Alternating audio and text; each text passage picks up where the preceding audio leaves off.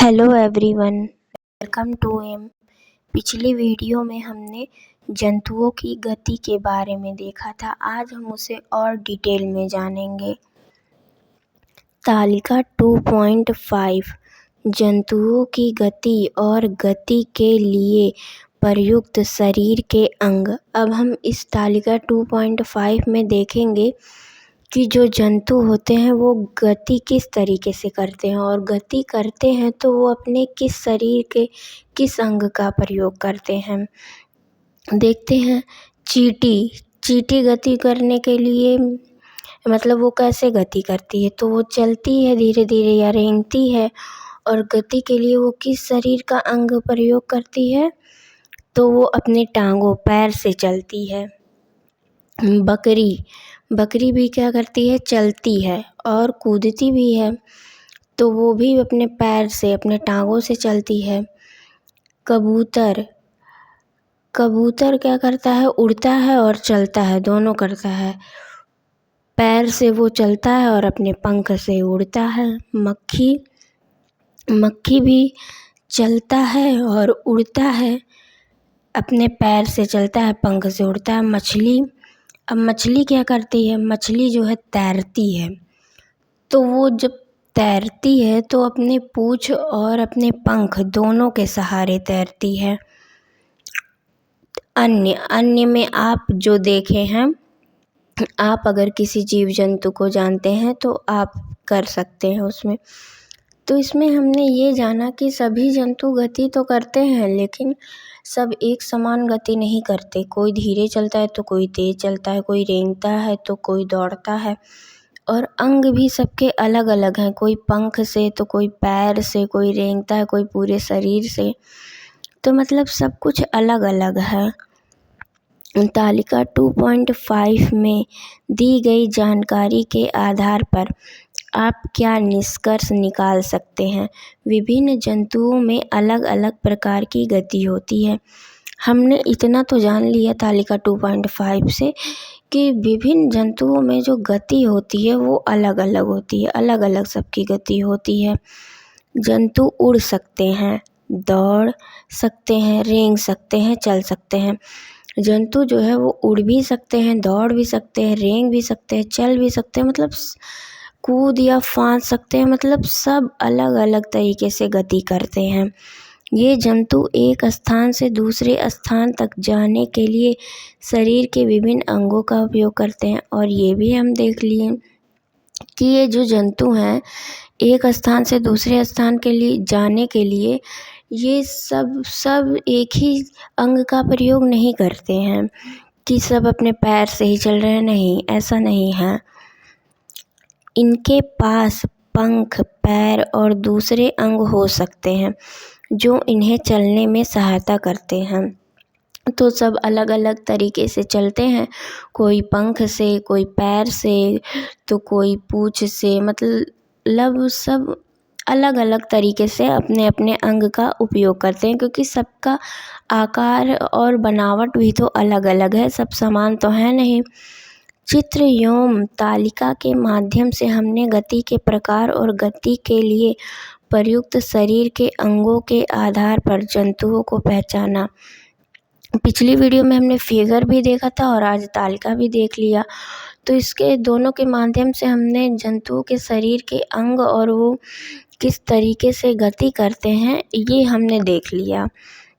हम जंतुओं को उनकी गति के आधार पर समूहों में कैसे बांट सकते हैं। अब हम जैसे पौधों को समूहों में बांटे थे, वैसे हम जंतुओं को उनकी गति के आधार पर समूहों में बांट सकते हैं। तो हाँ, बिल्कुल बांट सकते हैं। जो उड़ते हैं उनको अलग कर देंगे, जो चलते हैं उनको अलग, जो रेंगते हैं अलग, तो हम इस तरीके से बांट सकते हैं।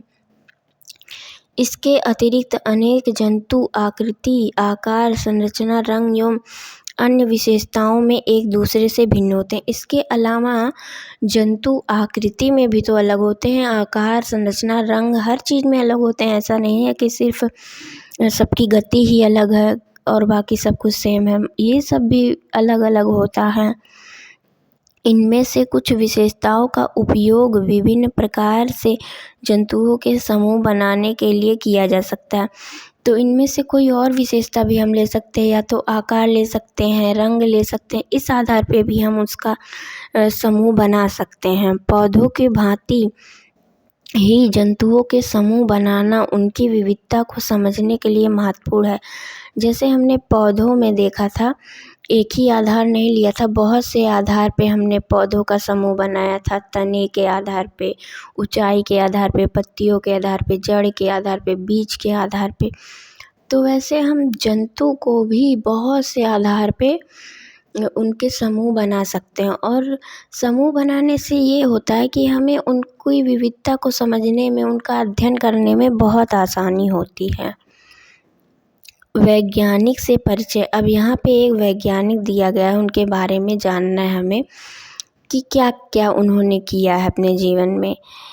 जानकी अम्माल, इनका जन्म 1897 में हुआ था, मृत्यु 1984 में। ये क्या थी? एक भारतीय वनस्पति शास्त्री थी जो पर्यावरण संबंधी कार्यों के प्रति समर्पित थी। वनस्पति शास्त्री मतलब ये पौधों के बारे में अध्ययन करती थी, पौधों के बारे में जानना इनका मतलब वो था, तभी इनको वनस्पति शास्त्री कहते हैं।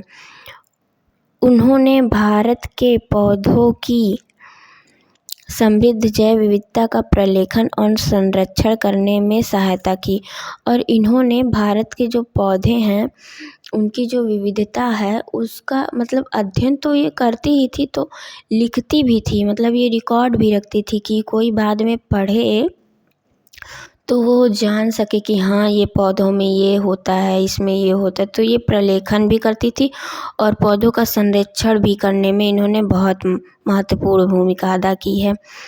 उन्होंने साइलेंट वैली बचाओ आंदोलन में महत्वपूर्ण भूमिका निभाई, और इन्होंने जो केरल में साइलेंट वैली है उसमें जो आंदोलन हुआ उसमें भी इन्होंने एक महत्वपूर्ण भूमिका निभाई, क्योंकि साइलेंट वैली में इतनी विविधता है जीव जंतुओं की, मतलब जो जीव जंतु विलुप्त हो चुके हैं वो भी हमें साइलेंट वैली में देखने को मिल जाते हैं।